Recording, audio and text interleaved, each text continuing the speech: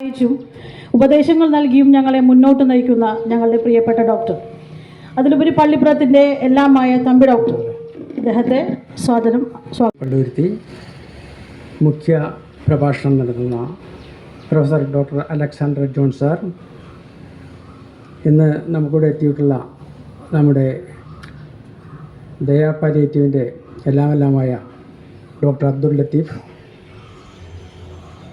Doctor Ajo Paul, palliative കെയറിൻ്റെ president Naushad കാത്തോളി,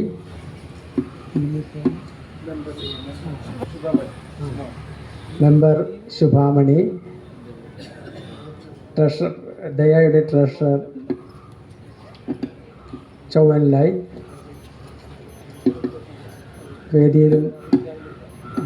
വേദിയിലും സദസ്സിലിരിക്കുന്ന മറ്റ് പ്രശസ്ത വ്യക്തികളെ, സുഹൃത്തുക്കളെ,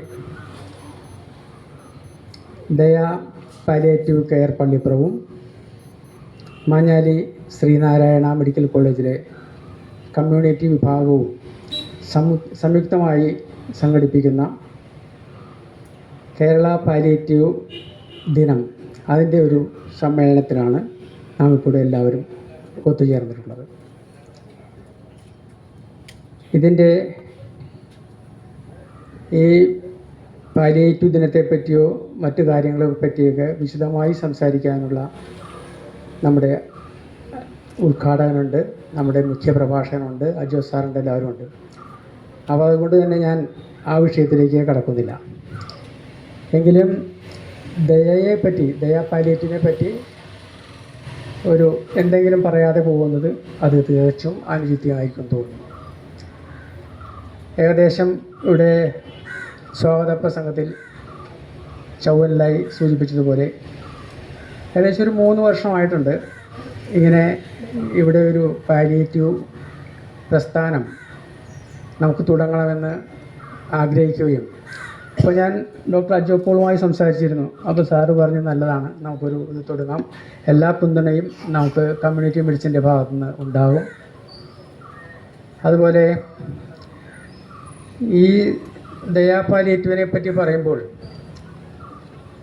നമ്മളതിൻ്റെ പ്രാരംഭഘട്ടത്തിൽ ഒരുപാട് ആലോചനാ യോഗങ്ങൾ കൂടി. ഈ ആലോചനാ യോഗങ്ങൾ കൂടുമ്പോൾ മിക്കവാറും നമ്മുടെ ലത്തീഫ് ഡോക്ടർ മലപ്പുറത്തുനിന്ന് 5 മണിക്കൂർ കാർ ഓടിച്ച് ഇവിടെ പള്ളിപ്പുറത്ത് വരും.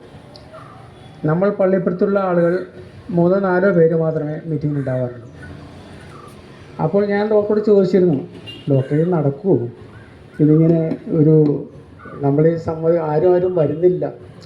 അപ്പോൾ അന്നെല്ലാം ഒരു പിൻബലം സാറിന് നമുക്ക് നടത്താം എന്ന് പറയുകയും അതിന് അത്യധികം ഉത്സാഹത്തോടു കൂടി എത്ര ബുദ്ധിമുട്ടിയാണെങ്കിലും ഇവിടെ വന്ന് നമുക്ക് വേണ്ട പ്രോത്സാഹനവും നേതൃത്വവും നൽകിയ വ്യക്തിയാണ് ഡോക്ടർ ലത്തീഫ്.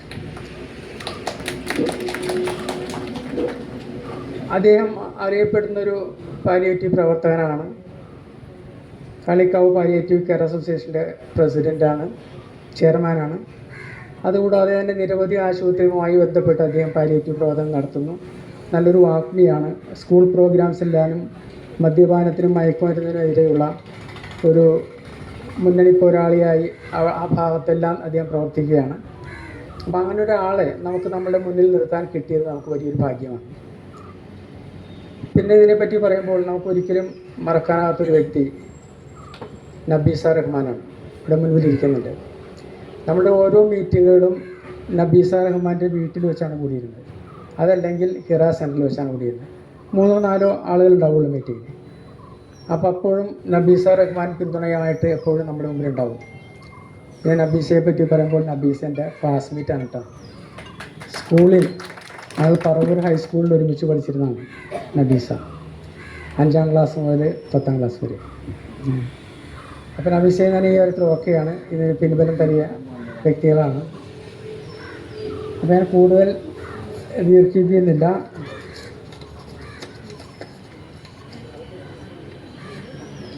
അപ്പോൾ നമുക്കിപ്പോൾ ഇവിടെ പാലിയേറ്റീവ് കെയറിന് നമുക്ക് ഏകദേശം മിസ്റ്റർ ചൗവൻലായി പറഞ്ഞ വരെ 30-ലധികം 50 ഉണ്ടെന്നോ 50ഓളം വളണ്ടിയേഴ്സ് ഉണ്ട് നമുക്കിപ്പോൾ ഇവിടെ. വളണ്ടിയേഴ്സ് എന്ന് വെച്ചാൽ ട്രെയിൻഡ് വളണ്ടിയേഴ്സ്. അപ്പോൾ ആ ട്രെയിൻഡ് വളണ്ടിയേഴ്സ് വിവിധ പ്രവർത്തനങ്ങളെല്ലാം കാഴ്ചവെക്കുന്നുണ്ട്.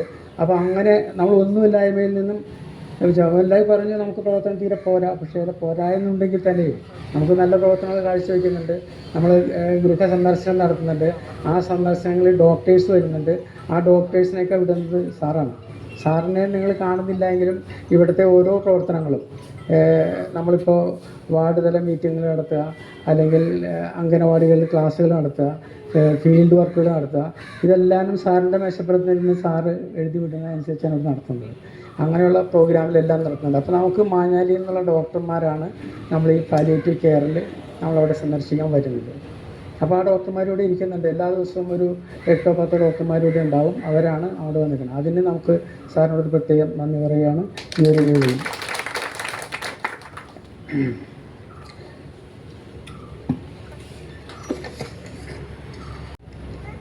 പിന്നെ എനിക്ക് പറയാനുള്ള ഒരു കാര്യം, ഈ പാലിയേറ്റീവ് പ്രസ്ഥാനത്തിൻ്റെ പ്രസക്തി അത് ഇന്ന് മറ്റെല്ലാ ഒരു കാലഘട്ടത്തെക്കാളും വളരെ പ്രസക്തമായൊരു കാലഘട്ടമാണ്. കാരണം നിങ്ങൾക്കറിയാം, ഈ നമ്മുടെ നാട്ടിലുള്ള ഒരു ആരോഗ്യ സംവിധാനം എന്ന് പറഞ്ഞു കഴിഞ്ഞാൽ കഴിഞ്ഞ ഒരു 50 കൊല്ലത്തെ വെച്ച് നോക്കുമ്പോൾ അത് സാധാരണ ഡോക്ടർമാരും അല്ലെങ്കിൽ സാധാരണ ചെറിയ ക്ലിനിക്കുകളും അല്ലെങ്കിൽ ചെറിയ ആശുപത്രികളും അതിനോടനുബന്ധിച്ച് പിന്നീട് മുതിർന്ന വലിയ ഹോസ്പിറ്റലുമായിട്ടാണ് ഇങ്ങനെ പ്രവർത്തിച്ചിരുന്നത്. പക്ഷേ ഇപ്പോൾ അതിനൊരു മാറ്റം വന്നുകൊണ്ടിരിക്കുകയാണ്. നമ്മളുടെ ബഹുരാഷ്ട്ര കമ്പനികളുടെ പിൻബലത്തോടെയുള്ള വലിയ കോർപ്പറേറ്റ് സംവിധാനങ്ങൾ വരികയും അവർ ഓരോ പ്രദേശങ്ങളിലും ഗ്രാമങ്ങളിൽ പോലും അവരുടേതായ ഫാർമസി, അവരുടേതായ ലാബ്, അവരുടേതായ സാറ്റലൈറ്റ് സെൻറ്റേഴ്സ്. അപ്പോൾ അങ്ങനെ നമ്മുടെ ആരോഗ്യ മേഖല ഇനി ഈ വക കോർപ്പറേറ്റ് സംവിധാനങ്ങളുടെ കീഴിലേക്ക് പോവുകയാണ്.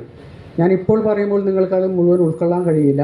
വരുന്ന ഒരു 5 വർഷം, ഏറിയാൽ 5-6 വർഷത്തിനുള്ളിൽ നിങ്ങൾക്കത് മനസ്സിലാവും. സാധാരണക്കാർക്ക് സാധാരണ നിലയിൽ വന്ന് കാണാവുന്ന ഈ സാധാരണ ക്ലിനിക്കുകൾ, സാധാരണ ഇതുപോലുള്ള ക്ലിനിക്കുകൾ, അതുപോലെ നൈബർഹുഡ് ഹോസ്പിറ്റൽസ് എന്ന് പറയുന്ന 5-6 ഡോക്ടർമാർ വർക്ക് ചെയ്യുന്ന ഹോസ്പിറ്റൽസ്, അപ്പോൾ അങ്ങനെയുള്ള ചെറിയ സംവിധാനങ്ങളെല്ലാനും നമ്മുടെ നാട്ടിൽ നിന്ന് കാലക്രമേണ അധികം താമസിയാതെ തന്നെ അപ്രത്യക്ഷമാകും. പകരം ഈ കോർപ്പറേറ്റ് വൽക്കരണമാണ് നമുക്കിവിടെ വന്നുകൊണ്ടിരിക്കുന്നത്. ആ ഒരു സാഹചര്യത്തിൽ ഈ ദയാ പാലിയേറ്റീവ് എന്ന് പറയുന്ന പോലെ തന്നെ നമ്മുടെ നാട്ടിലുള്ള പാലിയേറ്റീവ് സംവിധാനങ്ങളായിരിക്കും ഇന്നത്തെ ഈ വക ചെറിയ സ്ഥാപനങ്ങളുടെ പ്രവർത്തനം നിങ്ങൾക്ക് നൽകാൻ പോകുന്നത്. നിങ്ങൾക്കൊരു കുറേ ദിവസം വീട്ടിൽ കിടക്കേണ്ട രോഗികൾ, ഉദാഹരണത്തിന് ഒരു സ്ട്രോക്ക് വന്നു, മാസങ്ങളോളം ചിലപ്പോൾ വീട്ടിൽ കിടക്കും. അപ്പോൾ ആ പരിചരണത്തിനൊക്കെ നിങ്ങൾക്ക് ആശ്രയിക്കാവുന്നത് ഈ വക നമ്മളുടെ പാലിയേറ്റീവ് കെയർ സംവിധാനങ്ങളെയാണ്. അതല്ലെങ്കിൽ ഭീമമായ തുക കൊടുത്ത് നമുക്ക് ഈ ആശുപത്രികളുടെ സേവനം തേടേണ്ടി വരും. നിങ്ങൾക്കറിയാം, ഒരു രോഗിയെ കൊണ്ട് പലപ്പോഴും ഒരു ആശുപത്രി ചെല്ലുമ്പോൾ ഒരാഴ്ച കിടന്നു കഴിഞ്ഞാൽ ആ കുടുംബം വിറ്റ് കാശ് കൊടുത്തിട്ട് അവിടെ നിന്ന് പോരേണ്ട ഒരു സ്ഥിതിയാണ് ഇന്നുള്ളത്. അപ്പോൾ അതുകൊണ്ട് ഈ ഇത്തരത്തിലുള്ള പാലിയേറ്റീവ് സംവിധാനങ്ങളെ നിങ്ങൾ ഓരോരുത്തരും ശക്തിപ്പെടുത്തണം. നിങ്ങൾ ഓരോരുത്തരും നിങ്ങളുടെ ജീവിതവുമായിട്ട് ബന്ധപ്പെടുത്തി ശക്തിപ്പെടുത്തി മുന്നോട്ട് കൊണ്ടുവന്നാൽ മാത്രമേ ഇത്രയും വലിയ ഭാരിച്ച ചിലവുകളുള്ള സംവിധാനങ്ങളിലേക്ക് നമുക്ക് മാറുകയുള്ളൂ. ഈ പാലിയേറ്റീവ് സംവിധാനം നിങ്ങളുടെ വീടുകളിൽ വെച്ച് നിങ്ങൾക്ക് നടത്താൻ പറ്റും. ഇപ്പോൾ എനിക്കിപ്പോൾ എൻ്റെ മുൻപിലിരിക്കുന്ന സോമൻ്റെ വൈഫിനെ എനിക്കറിയാം. ഒരു പാലിയേറ്റീവ് ട്രെയിനിങ്ങും ഇല്ലാതെ അദ്ദേഹത്തിൻ്റെ അച്ഛനെ, അല്ലേ, അമ്മായി അച്ഛൻ്റെ കാലുകളിൽ ഡയബറ്റീസ് വന്നിട്ട് ഓരോ വിരലുകളും പൊഴിഞ്ഞു പോകുന്ന സ്ഥിതി ഉണ്ടായി. അപ്പോഴും വീടുകളിൽ പോയി നമ്മളത് ചെയ്ത് അതെല്ലാം ഒരു നഴ്സിൻ്റെ ചാരുതയോടുകൂടി ചെയ്തിട്ടുള്ള വ്യക്തിയാണ്. എത്രയോ 10-30 വർഷങ്ങൾക്ക് മുൻപാണ്. അപ്പോൾ അതെല്ലാം നമ്മൾ ഇന്നൊരു ഹോസ്പിറ്റൽ ബേസ്ഡായിട്ട് ചെയ്യണമെന്നുണ്ടെങ്കിൽ ലക്ഷക്കണക്കിന് രൂപ ചിലവുകൾ വരും. അതാണ് അതിനകത്ത് പറ്റുക. അപ്പോൾ അതുകൊണ്ട് പാലിയേറ്റീവ് പ്രസ്ഥാനങ്ങളെ ശക്തിപ്പെടുത്തുക എന്നുള്ളതാണ് എനിക്ക് നിങ്ങളോട് പറയാനുള്ളത്. കൂടുതലായി ഞാൻ പറയുന്നില്ല. ഇനി ഉദ്ഘാടനത്തിലേക്കായി ഞാൻ സാറിനെ സ്വാഗതം ചെയ്യുകയാണ്. Thank you.